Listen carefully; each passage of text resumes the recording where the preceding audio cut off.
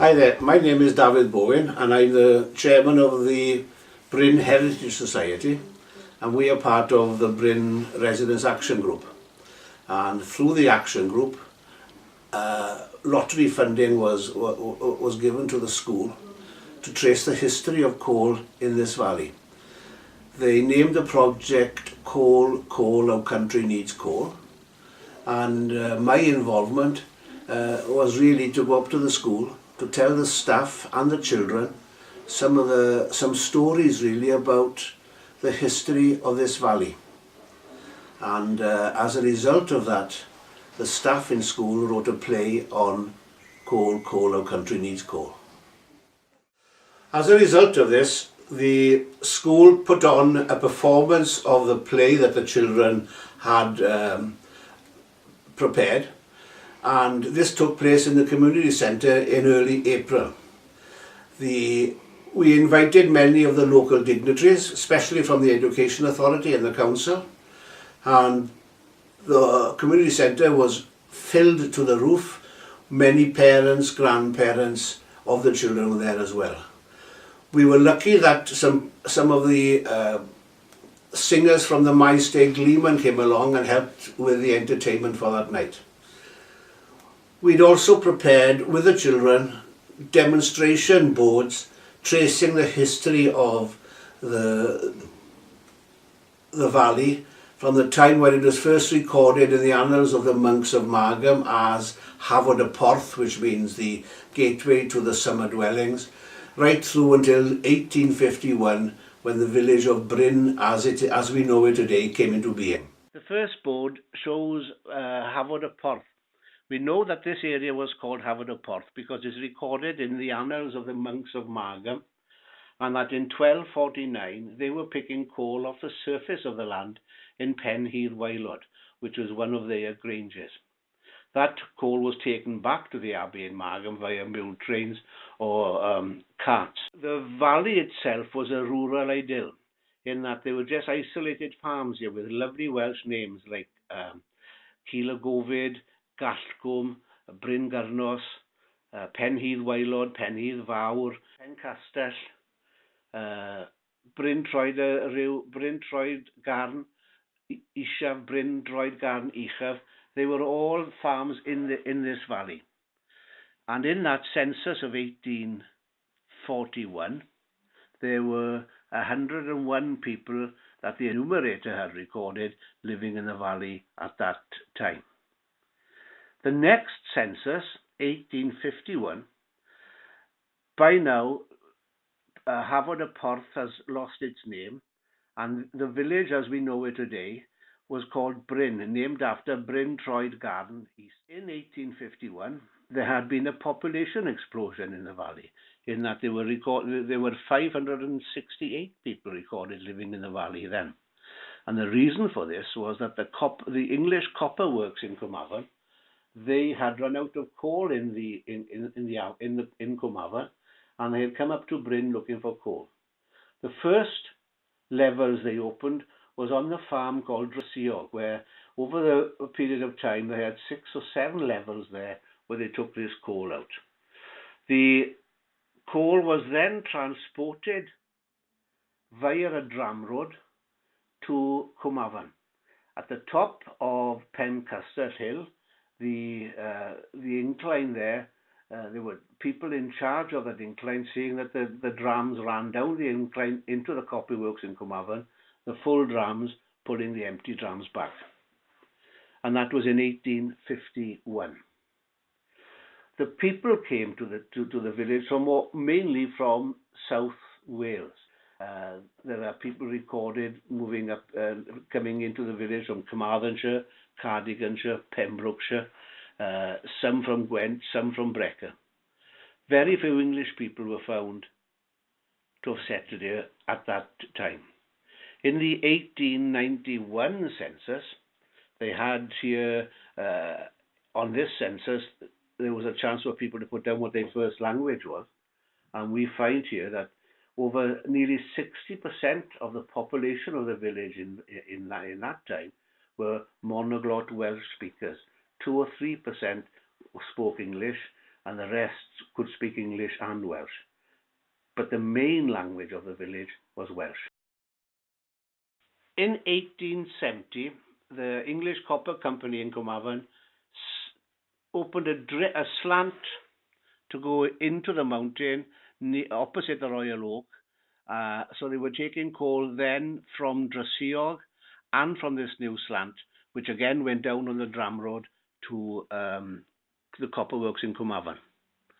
By 1898, the copper company were taken over by Baldwin's, and they sunk a deep mine in 1898, and there were navvies came into the Bryn to sink this mine, and it only went down something like 380 yards. But that's where it got its name, the Bryn Navigation Colliery, because of the navvies who worked there. This seam of coal was a very, very good seam of steam coal, and this seam was worked as a deep mine until 1930, when they reopened the slant, and the workers, the miners, then went down on a spake to work the same vein. There were two veins of coal worked there then. This, again, good steam coal produced, but now it was being sold to the steelworks or the tin works in Talbot, and a lot of it was exported as well from Talbot docks. The story has it that when the Mallard broke the world record in the 1930s of travelling from Edinburgh to London, it was steam coal from Bryn was used on that journey. When the National Coal Board took over the mine in the late 40s, 50s, they opened a pithead baths here, which meant now the miners could go home from the colliery clean, no longer be having to have a bath in front of the fire in a tin bath. And this made a big difference to the people working. By this time, there were over 600 people working in the mine. There were many accidents, many deaths here. One person who died here was quite a famous boxer in his day, Billy Byner. He was killed here in 1932, and his son was working with him in the heading. He pushed his son out of the way, and Billy Byner took the brunt of the fall, which killed him instantly. His son became lame, and he carried that lameness for the rest of his life. During the war, there were quite a few Bevan boys employed here. After 1943, people who enlisted to fight during the war were given 4 options: Army, Navy, Air Force, or a Bevan boy.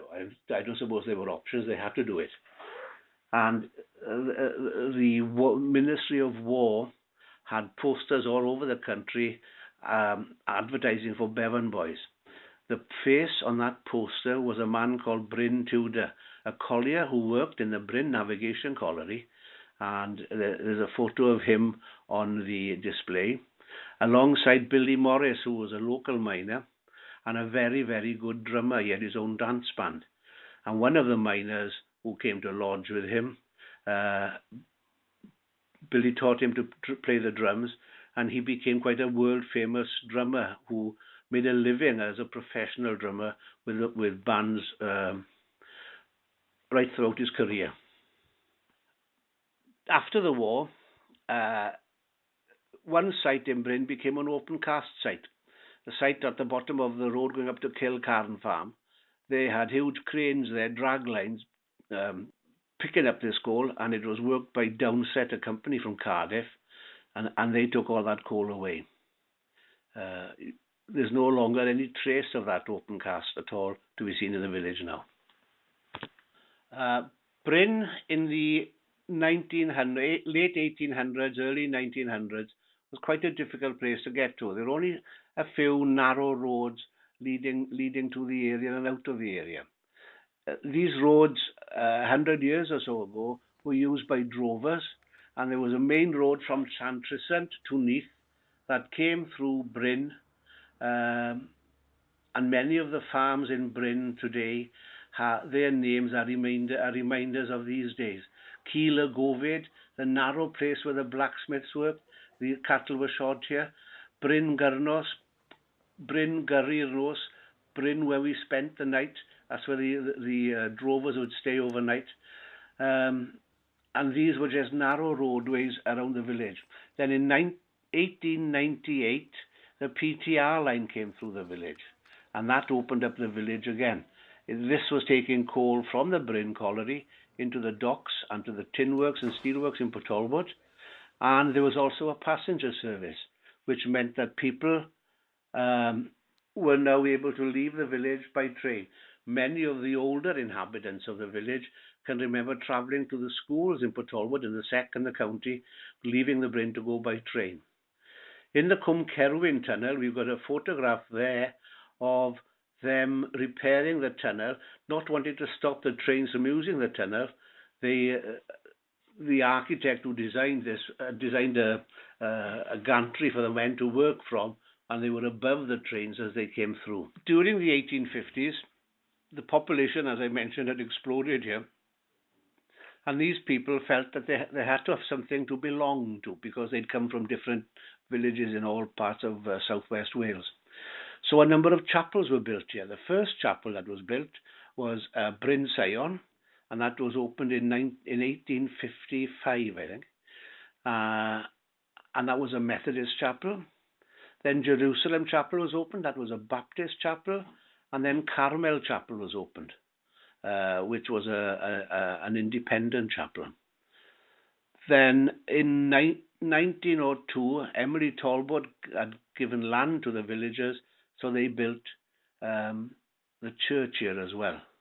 But all of these meeting places were religious, but they also held bands of hope, Ganis, plays. It was a social a part of the village. When people first settled here in the late 1840s, early 1950s, there were no shops as such in the village. But the residents then had permission from the copper company that they could use their own truck shop in Carmarthen, and the ladies of the village who did the shopping went down there on a Saturday, and by special dispensation from the company, if they all met at the bottom of the incline in Carmarthen, they could put their shopping on the drams, and that would have brought them up to the top of the incline. They could walk back to the village then. Those who were brave enough to go onto the drams, they could also ride up in the dram. By 1870, the miners felt that they were having to pay too much for the groceries, etc. So they opened their own cooperative society here. And then from then on, many small shops opened, usually in the front rooms of the cottages in the village, where things were kept in the front room or in drawers. Sweets were kept in drawers. The farmers in the village also benefited in that they could now build up milk grounds. Evan Roberts was the baker, and his wife, and many of the older inhabitants of the village can still recall now how nice that bread was. One of the reasons why they finished was that with the Llinvi bus service coming through the village now after the new road was put in the 1920s, many villagers now would rather go to shop in Talbot or Maesteg, and they could buy their bread already cut. So by the late 1950s, early 1960s, they finished the bakery here. It is still fondly remembered by some of the older inhabitants again, because when they did their coating in the gullies around here, the back wall of the bakers was always nice and warm, a nice place to do some coating. During the war, the First World War, one of our villagers, Isaiah Evans, fought in the First World War and had a military medal. He went right through the war. The shell he and his comrades were in was hit. He dug two of his comrades out. The third one was dead. He had shrapnel wounds himself. Eventually, he was rescued by the rest of the battalion. He had pneumonia twice, and still went back to the front. And then when he came home, he went down to the Bryn Navigation Colliery, and that's where he worked. During the Second World War, one of our inhabitants, his body was only found in the late 60s. He was an airman. The plane he was in went down into the Black Forest in Germany, and in the late 70s, 80s, that was found. Two of the other lads from the village who served in the forces, one, Richard Williams, known as Dickie Combe, he was serving out in North Africa when the Germans came there. He was taken as a prisoner of war, and he escaped. He eventually came back home, him and his commanding officer. The two of them came back into this country. And the other one was Mr. Hall. He was in France and couldn't get to Dunkirk in time to be evacuated. So he went back to the village that he was billeted in and stayed there with the family there. But within a fortnight, 3 weeks of him being there, the German army arrived there. So he had to live in amongst the Germans, and the family he was staying with introduced him as their imbecile son because he couldn't speak. He lasted here for a few months until he was taken over the Pyrenees into Spain. But again, he became a prisoner of war. By the early 1900s, the village had begun to establish itself as a coal mining village. So one of the first things that were opened here was the Miners' Library and Institute. That was based down in Talbot. It had a large concert hall, an up-to-date library with a reading room, a dance hall, a billiard room, and many facilities for the villagers to use. In 1936, a St. John's Ambulance Hall was built and opened in the village, and here they trained people. Many of the miners working underground were trained by St. John's Ambulance, and many of the young people living in the village were also trained as St. John's Ambulance people. They won many competitions at national level. The village social life was also an important one. Many of these activities revolved around the chapel and church. The chapels held Sunday schools, Band of Hope, Gymanfaganis, street parties, carnivals. Sport became an important part of the village as well. By 1900, the first rugby team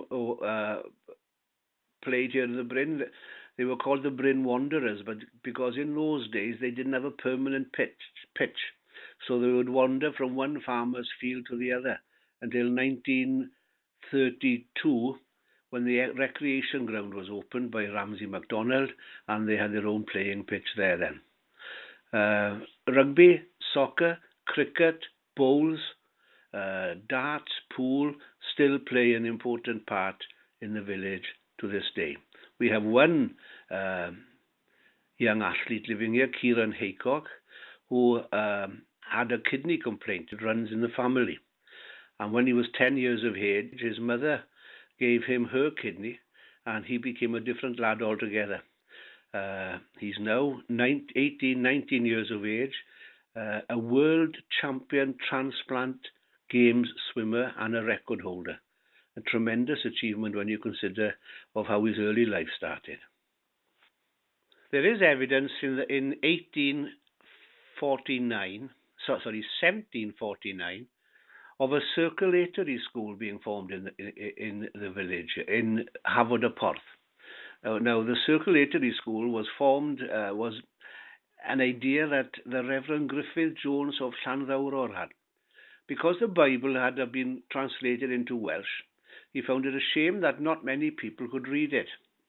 So he had this idea where he could train people to teach people to read in Welsh, to read the Bible in Welsh, and that they would go out to the different parishes, spend 2 or 3 months in these parishes, mainly in the winter months because the work on the farm was slack at that time of year, and they would spend some time teaching people to read, and once they had a nucleus of readers in that parish, they'd move on to the next parish.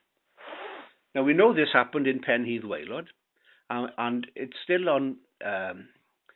Some of the older residents can still remember reading schools being held in farms until very recent years.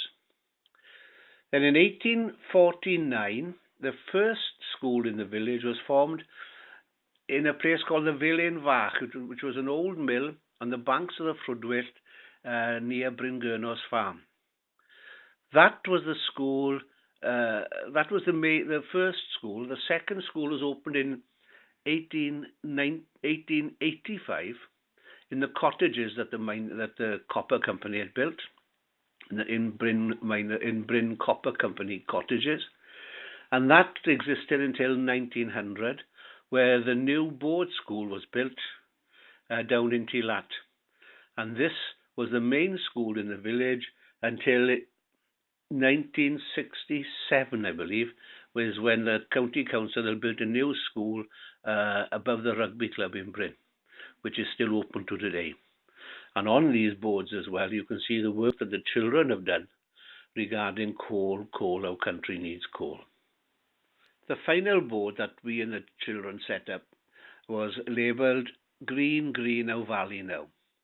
The pit closed in 1963, and by the early 1980s, the local authority had landscaped the tip, which is affectionately known as Amy by the villagers.